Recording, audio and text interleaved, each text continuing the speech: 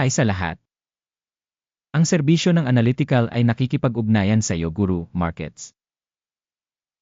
Magsimula tayo sa ilang buod ng impormasyon tungkol sa kumpanya. Kung interesado ka, maaari kang maglagay ng stop bet. Iminumungkahi namin na pag-aralan mo ang lahat ng mga parameter ng organisasyong pinag-aaralan ng mas malapit. Ngayon ay titingnan natin ang kasalukuyang mga pangunahing tagapagpahiwatig ng kumpanya. Target Corp, ticker, NAE. Ang pagsusuri na ito ay batay sa kasalukuyang data mula Mayo 22, 2025.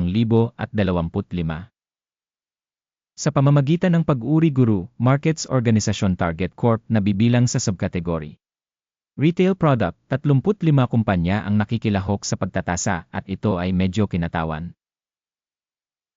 Ang kabuang resulta para sa kumpanyang pinag-aralan ay ang mga sumusunod, 4.5 sa 10 puntos.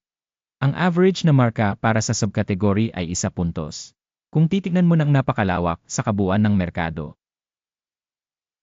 makikita mo na ang average na resulta para sa US stock market sa kabuuan ay 1.5 points.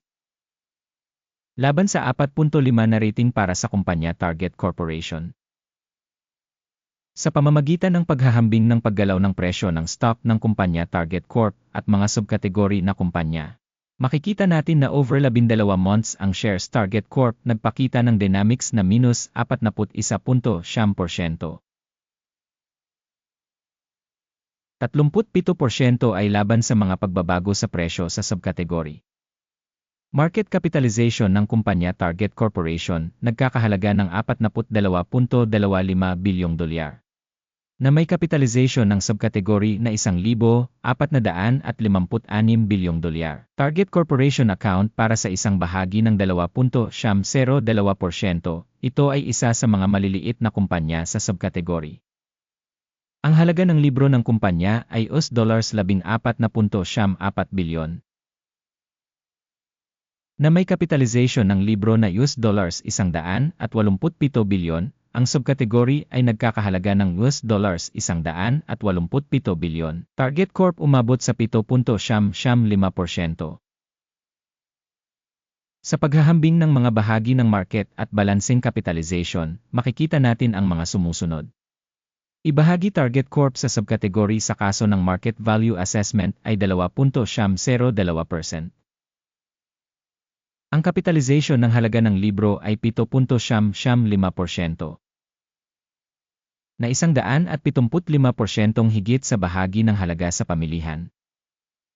Pagtatasa ng bahagi ng kumpanya sa market at capitalization ng balance sheet sa subkategory, mabuti 1 puntos. Ang mga utang ng kumpanya ay umaabot sa $18.78 bilyon.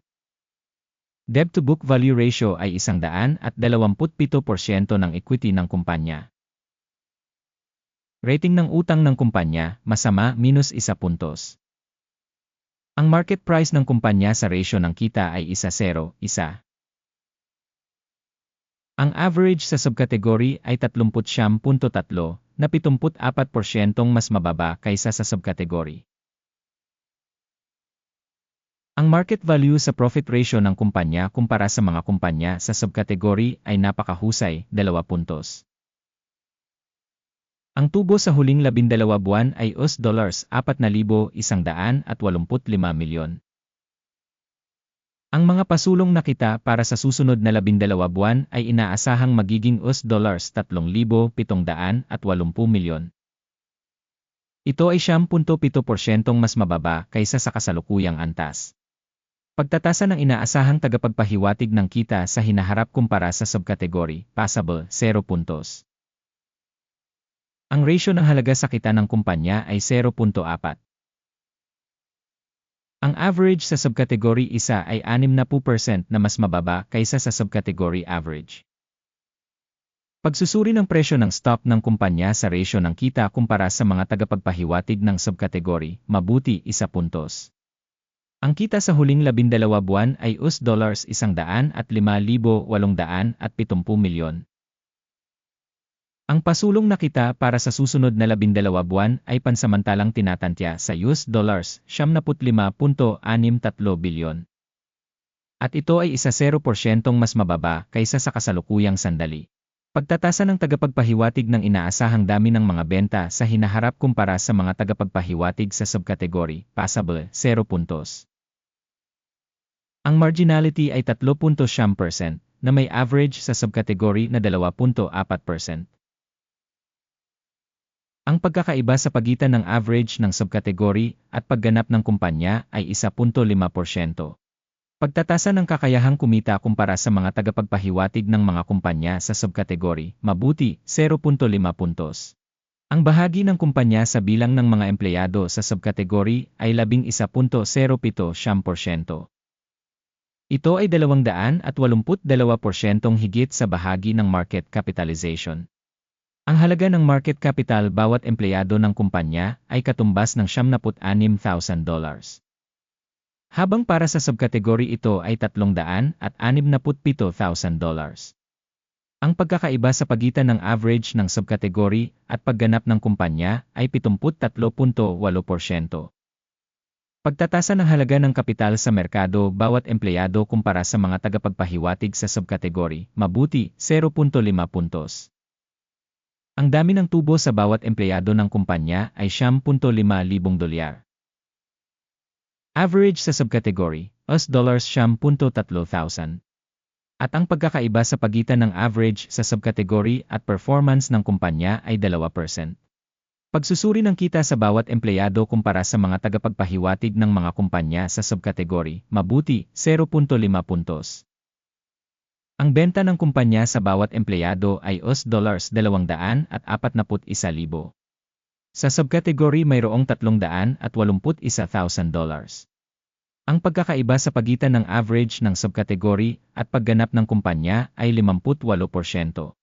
Pagsusuri ng bahagi ng kita sa bawat empleyado kumpara sa mga tagapagpahiwatig ng mga kumpanya sa subkategory, passable, 0 puntos. Ang dami ng mga transaksyon sa pagbebenta ay tumutugma sa 3.7% na may average para sa subkategory na 1.8%. Ito ay isang indicator ng posibleng short squeeze risk.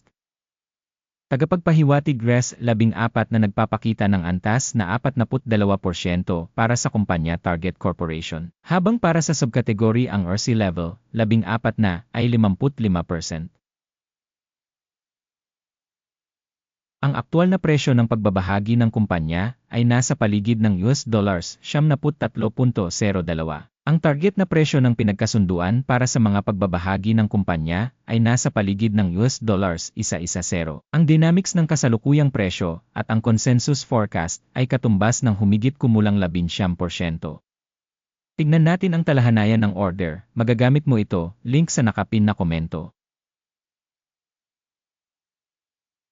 Ang talahanayan ng pagkakasunod-sunod ay naglalaman ng lahat ng mga desisyong ginawa ngayong season ng Sistema ng Impormasyon at Sanggunian, Guru Markets. Ang pag-access sa talahanayan ng order ay ganap na libre at bukas, link sa nakapin na komento. Bilang resulta ng pagsusuri ng mga Securities Target Corporation, Impormasyon at Sanggunian na sistema ng pagtatasa Guru Markets ginawa ang sumusunod na desisyon. Huwag buksan ang order dahil ang video ay isang pangkalahatang ideya. Maraming salamat sa lahat sa panonood ng video na ito at sa paggamit ng information system, Guru Markets.